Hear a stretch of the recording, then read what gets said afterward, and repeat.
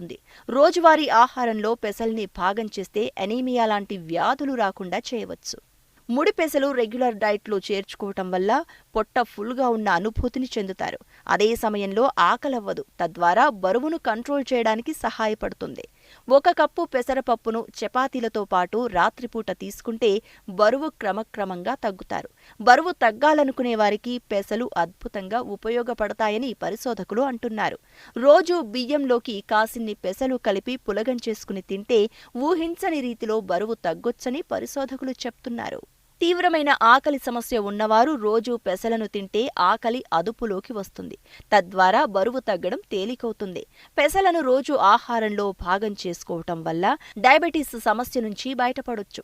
Sugar levels తగ్గుతాయి. శరీరంలోని చెడు కొలెస్ట్రాల్ను తగ్గించి మంచి కొలెస్ట్రాల్ను పెసలు పెంచుతాయి. దీంతో గుండె జబ్బులు రాకుండా అడ్డుకోవచ్చు. శరీరం మెటబాలిజంను